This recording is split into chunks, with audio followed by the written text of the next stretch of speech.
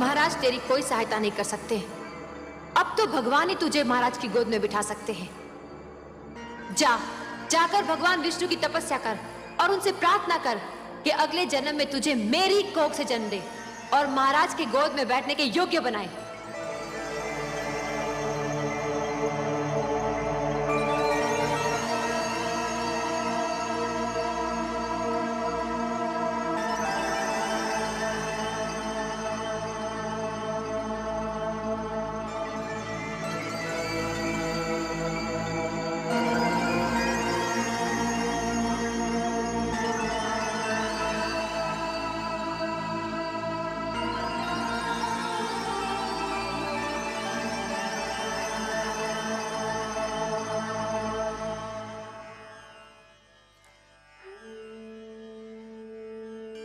वो महाराजाओं के महाराज हैं, सम्राटों के सम्राट हैं, परम बलवान, सर्वशक्तिमान है। तुम देखोगे वो कैसे लगते हैं। ये है हमारे विष्णु भगवान, लक्ष्मीपति नारायण, जिनकी मैं नित दिन पूजा करती हूँ। महाराज की गोद तो क्या, वो अपनी गोद में बैठने का भी अधिकार दिला सकते हैं। हे विष्णु भगवान, मैं तुमसे मिलने आ रहा हूँ, मगर मुझे ये तो पता नहीं कि तुम कहाँ रहते हो। मगर तुम जहाँ भी रहते हो मैं तुम्हें ढूंढ निकालूंगा। मेरी बस एक विनती है, मेरी माता नित दिन तुम्हारी पूजा करती है। मेरे जाने के बाद उसका ध्यान रखना। हम दोनों एक दूसरे से कभी अलग नहीं हुए। वो मुझे पास ना पाएगी तो व्याकुल हो जाएगी। उसकी ढाढ़स बढ़ाना प्रभु, उसे रोने मत देना।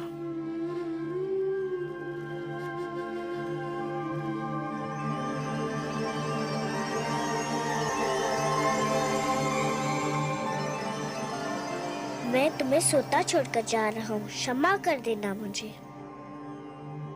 तुम जागती होती तो मुझे कभी ना जाने देती। पर देखो मुझे न पाकर व्याकुल मत होना। मैं भगवान विष्णु को ढूंढने जा रहा हूँ। वही तुम्हारा खोया हुआ स्थान दिलाएंगे और मुझे भी। मैंने भगवान विष्णु की मूर्ति से कह दिया है कि वो तुम्हारा ध्यान रखे। मुझे विदा दो माते, मुझे विदा दो।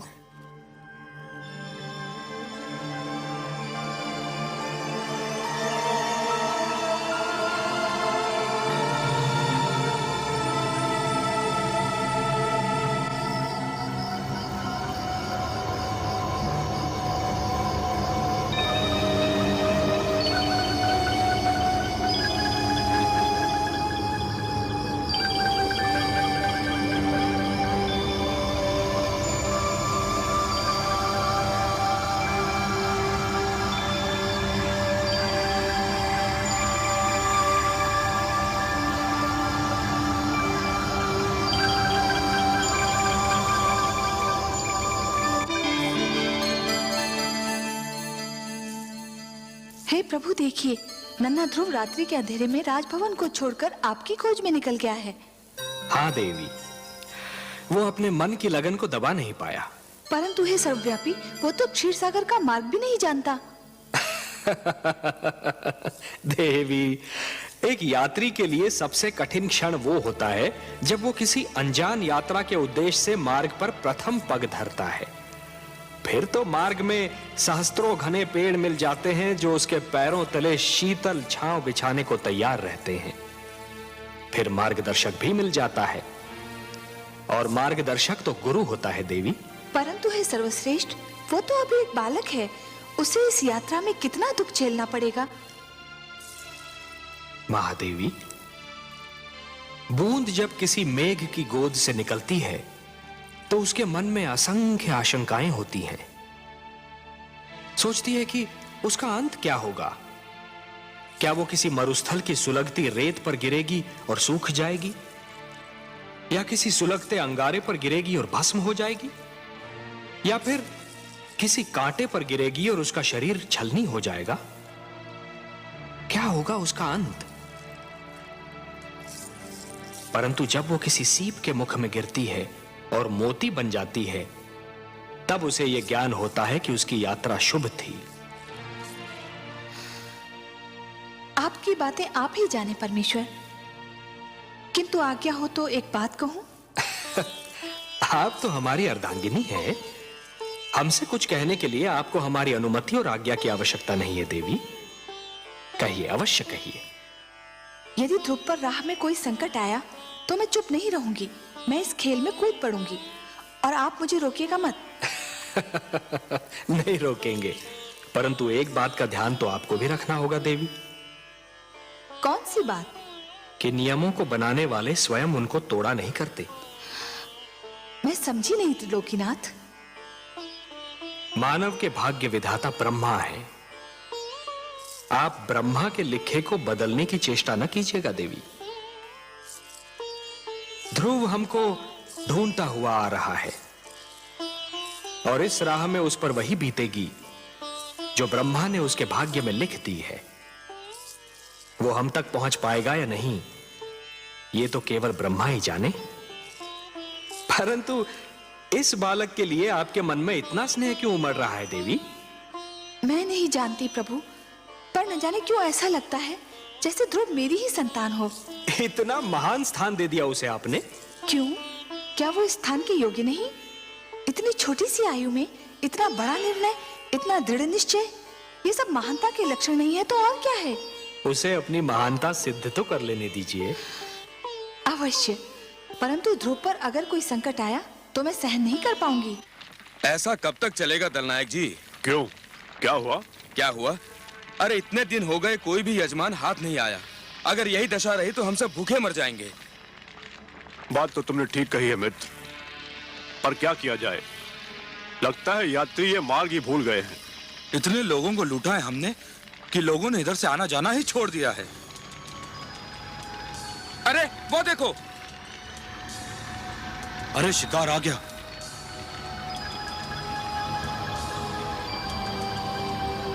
वन देवता ने सुन ली हमारी। कोई बालक है, कोई भी हो, लगता धनी है। सारा शरीर गहनों से ढका है। गहने छीनकर ठिकाने लगा देंगे। गहने छीनने तक तो ठीक है, पर इतने छोटे बालक को मारना। मती मारी गई है तुम्हारी। यदि कोई राजकुमार हुआ तो इसे छोड़ दिया तो जाकर राजा की सेना ले आएगा और हम सब चुन चुन कर मार दिए जाएंगे। चलो।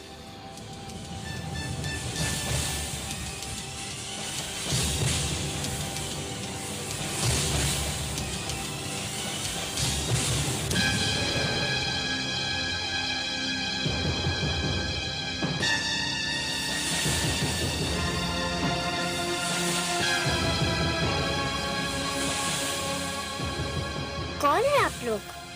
हम डाकू हैं। क्या चाहते हैं आप लोग? तुम्हारे आभूषण, अपने आभूषण उतार कर हमें दे दो। ले लीजिए, केवल मुझे एक बात बता दीजिए। क्या बात? मैं अपने सारे आभूषण आपको दे दूंगा। मुझे बस ये बता दीजिए कि भगवान विष्णु कहाँ रहते हैं। भगवान विष्णु? हाँ, मैं उनसे मिलना चाहता हूँ। आपको तो पता होगा कि वो कहाँ रहते हैं। हाँ, क्यों नहीं, क्यों नहीं।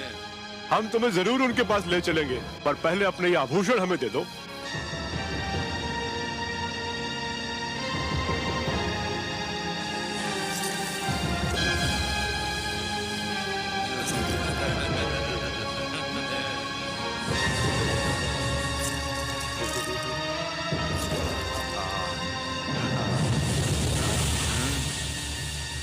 आओ हमारे साथ।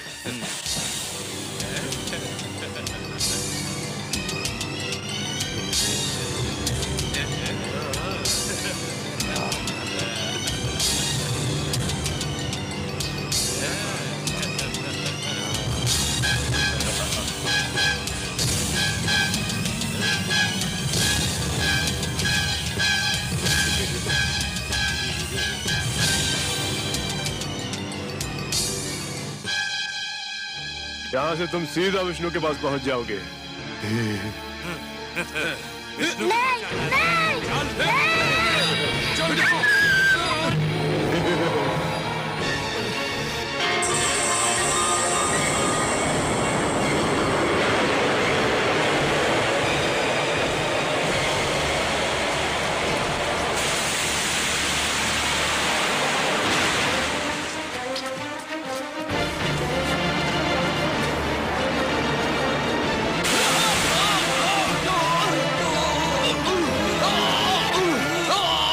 मार डालो उसे, मार डालो।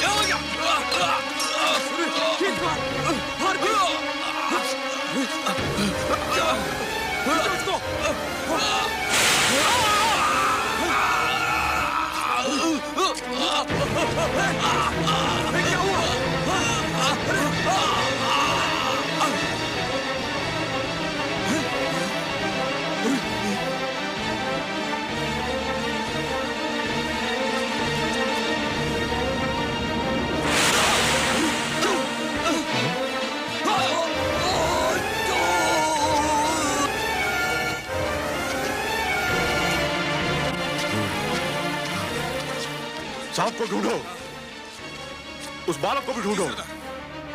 वो देखो,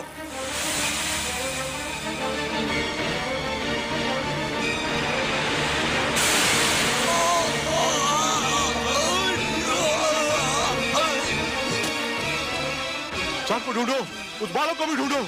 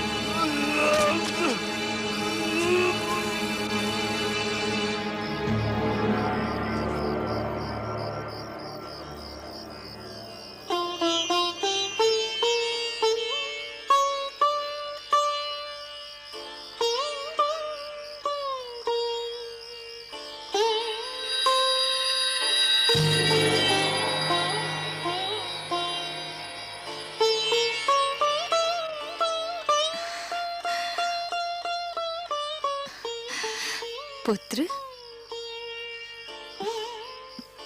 आप कौन है माता? तुमने तो माता कहकर स्वयं ही बता दिया कि मैं कौन हूँ।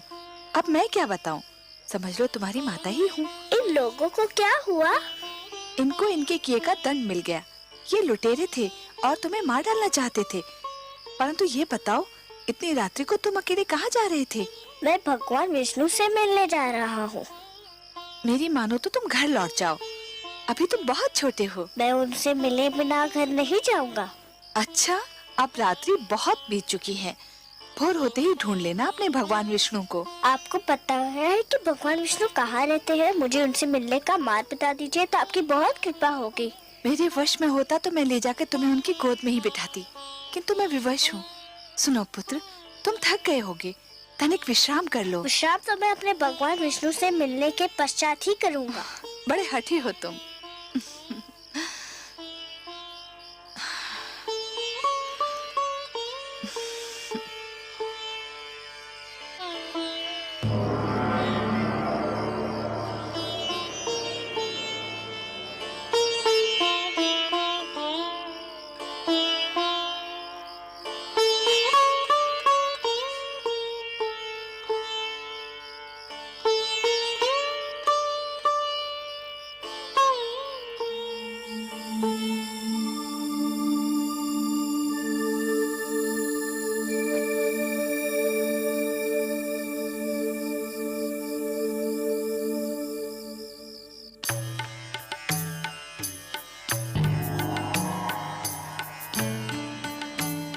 आइए महादेवी, आइए। आज तो आपने हमको भी अचरज में डाल दिया। अचरज में? और वो भी आपको मायापति? मेरी किस बात से आपको आश्चर्य हुआ?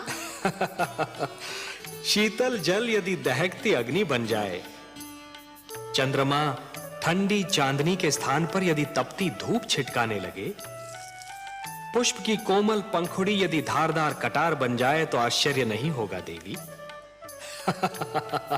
अपने पुजारियों पर धन की वर्षा करने वाली देवी को जब हमने ध्रुव के शत्रुओं पर विष की वर्षा करते देखा तो हमें भी कौतूहल हुआ। मैं क्या करती नारायण, मुझसे रहा नहीं गया। वो हत्यारे अगर ध्रुव के प्राण ले लेते तो मैं स्वयं को कभी क्षमा नहीं कर पाती। आप जानते हैं ना, वो हत्यारे ध्रुव के प्राण लेना चाहते थे। जानता हूं, भली भांति जानता हूं, और कुछ और भी जानता हूं। क्या?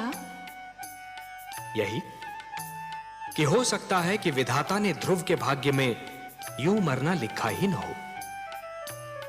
उसके भाग्य में यह लिखा हो कि आप उसके प्राणों की रक्षा करेंगी और अपने ममतामयी हाथों से उसे थपकियां देकर सुलाएंगी, क्योंकि देवी होता तो वही है जो भाग्य में लिखा है।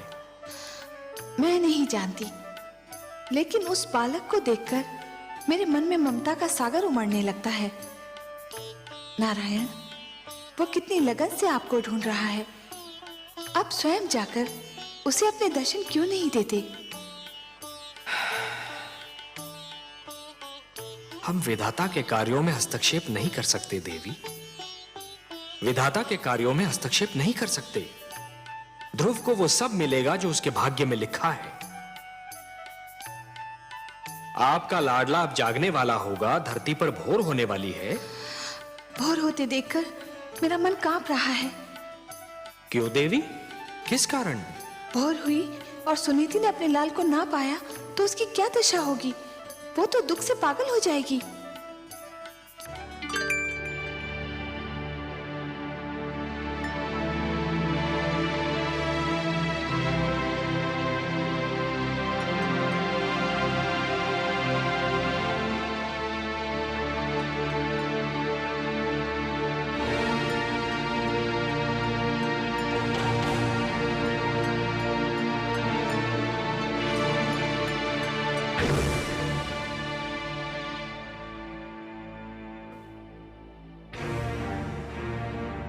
ध्रुव, ध्रुव, पुत्र ध्रुव, ध्रुव, ध्रुव, कहाँ हो तुम? ध्रुव, दासी, दासी, प्रणाम। तुमने मेरे पुत्र को कहीं देखा है? तुमने देखा है? तो आपके कक्ष के बाहर निकलते ही नहीं देखा। तो जाओ, जाओ जाके उसे लेकर आओ। मेरा हृदय व्याकुल हो जा रहा है। जाओ, जाओ।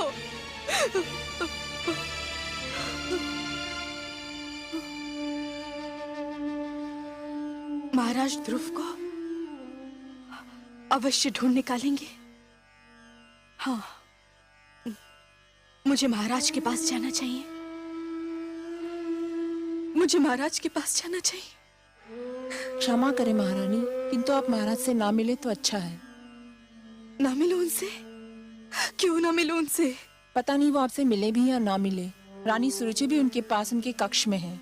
रानी सुरुचि ने आपसे ना मिलने दिया तो आपको दुख होगा।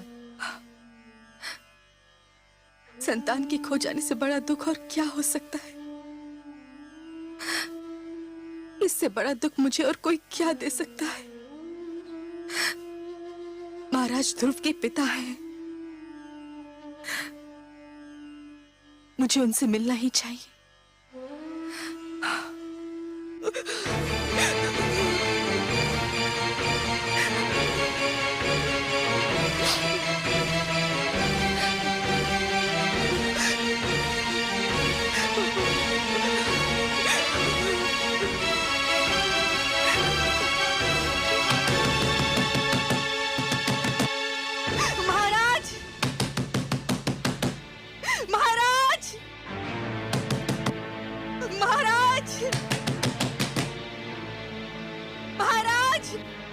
मैं देखती हूँ।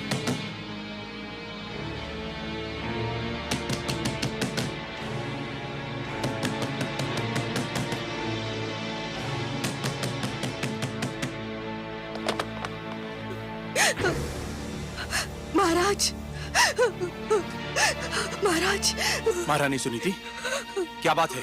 क्या हुआ? महाराज, हमारा पुत्र ध्रुव। क्या हुआ पुत्र ध्रुव को? बहुत बड़ा अनर्थ हो गया। न जाने कहाँ चला गया हमारा पुत्र, न जाने कहाँ चला गया ध्रुव। चला गया? कहाँ चला गया? कहाँ चला गया होगा? अरे यहीं कहीं राजभवन में खेल रहा होगा। दासियों ने राजभवन का कोना कोना छान मारा है, उसका कहीं पता नहीं चला। महाराज, आप उसे ढूंढ निकालिए, नहीं तो मैं रो रो के अपने प्राण दे दूंगी। महारानी सुनीति, महाराज उसे कहाँ ढूंढेंगे? आपका पुत्र आपके पास था, महाराज को क्या पता कि वो कहाँ होगा? महाराज, मेरा सब कुछ छीन लीजिए, किंतु मेरा लाल मुझे लौटा दीजिए। एक उसी का तो सहारा था मुझे, उसी का मुख तो देख देख के जीती थी मैं। धीरज रखिए महारानी सुनीति। कैसे धीरज रखूं? कैसे धीरज रखूं? उसने कहा था कि वो भगवान विष्णु से मिलना चाहता है। मैं समझी कि वो बचपने में कह रहा है। भगवान विष्णु से मिलने? हाँ, आपसे मिलने के पश्चात वो बहुत उदास हो गया था, न जाने कहाँ भटक रहा होगा वो। अगर वो मुझे नहीं मिला ना, तो मैं आपको कभी भी क्षमा नहीं करूंगी। मैं आपको कभी भी क्षमा नहीं करूंगी। मैं आपको कभी भी क्षमा नहीं करूंगी। महारानी सुनीति, महारानी सुनीति, महारानी सुनीति, महारानी सुनीति, महारानी सुनीति मूर्छित हो गई हैं। जल्दी से जल लेकर आइए। आपको दिखाने के लिए ढोंग कर रही है, ये सब आडंबर है।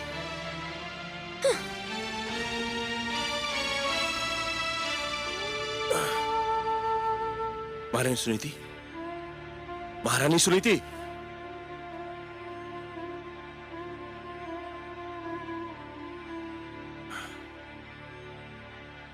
दासी, जल्दी से जल लेकर आओ। महारानी सुनीति,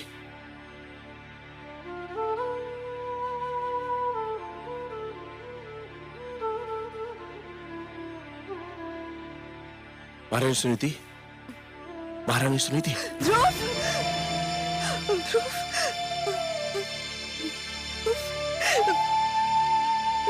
पुत्र ध्रुव।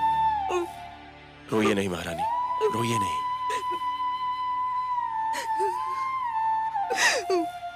वो भगवान विष्णु से मिलने का हट कर रहा था। मुझे क्या पता था कि वो स्वयं ही चला जाएगा।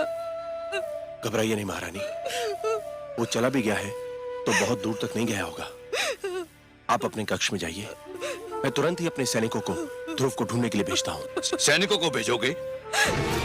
स्वयं नहीं जाओगे अपने पुत्र को ढूंढने? पिताश्री आप? पर तुम कैसे जाओगे? जो स्वयं मोह की राहों में भटक रहा हो वो किसी को क्या ढूंढेगा?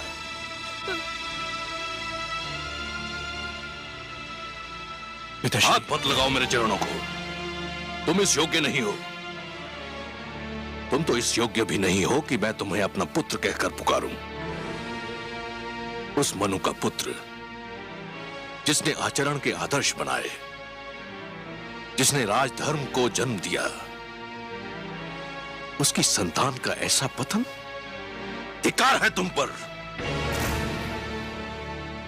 जिसके नाम पर धरतीवासी स्वयं को मानव कहकर धन्य होते हैं। मैं तो राजकाज और परिवार का भार तुम्हारे हाथ सौंप कर संतुष्ट हुआ था, पर कदाचित ये मेरी भूल थी। तुम इसके योग्य नहीं थे। परंतु पिताश्री, मैंने राजकाज का कार्य संभालने में कोई भूल नहीं की। मेरी प्रजा मुझसे प्रसन्न है। तुम्हारी प्रजा तुमसे प्रसन्न है, और ये नारी, क्या ये तुम्हारी प्रजा नहीं? केवल इसलिए कि इसने तुम्हारी पत्नी बनना स्वीकार कर लिया। क्या ये न्याय के उन अधिकारों से वंचित हो गई जो प्रजा को प्राप्त होते हैं? क्या ये तुमसे प्रसन्न है? क्या अपराध किया था इसने जो इस गुणवंती के अधिकार छीनकर तुमने उस गुणहीन को दे दिए? क्या तुम्हारा पुत्र तुम्हारी प्रजा नहीं है, जिसका अपमान देखकर भी तुम चुप रहे? और केवल आज तुम्हारे कारण वो अनजानी राहों में भटक रहा है। मुझसे भूल हो गई पिताश्री। भूल? भूल मान लेने से भूल के दुष्परिणामों का अंत नहीं होता। भूल सुधार चाहती है, लेकिन उसकी सारी संभावनाएं तुमने समाप्त कर दी हैं। पौत्र ध्रुव तुम्हारा घर छोड़कर जा चुका है। तुम्हारे परिवार में असंतोष है, और जो परिवार को संतुष्ट नहीं कर सका वो असंख्य प्रजा को क्या संतुष्ट करेगा। जिससे एक छोटा सा परिवार न संभाला गया, वो इतने बड़े राज्य को क्या संभालेगा। धिक्कार है तुम पर। सारा विश्व जीतकर भी एक नारी की सुंदरता से पराजित हो गए। मैंने संपूर्ण राज्य की बागडोर तुम्हारे हाथ सौंपी थी, परंतु तुमने वो बागडोर अपनी दूसरी पत्नी को सौंप दी और कठपुतली की भांति उसकी उंगलियों के संकेत के दास बने बैठे हो। मुझे क्षमा कर दीजिए पिताश्री। क्षमा? प्रजा अपराध करे तो उसे क्षमा किया जा सकता है, परंतु राजा अपराध करे तो उसे क्षमा नहीं किया जा सकता। राजा का अपराध अपराध नहीं पाप होता है, और पाप के लिए क्षमा नहीं प्रायश्चित के दंड की आवश्यकता होती है, और राजा को यह दंड वो स्वयं ही दे सकता है। क्षमा याचना करो अपनी पत्नी सुनीति से, जिसके साथ अन्याय किया है तुमने, घोर अन्याय। जिस मनु की तपस्या महाप्रलय ने भी भंग नहीं की, तुमने अपने परिवार के साथ अन्याय करके वो तपस्या भंग कर दी और मुझे यहां आने पर विवश कर दिया। याद रखो तानपात, यदि पुत्र वियोग में मेरी पुत्र वधू को कुछ हो गया तो तुम मेरे शाप से नहीं बच पाओगे। पिताश्री सुनिए तो सही। मैं कुछ नहीं सुनना चाहता। पिताश्री, पिताश्री मुझे इतना कड़ा डंडा दीजिए पिताश्री।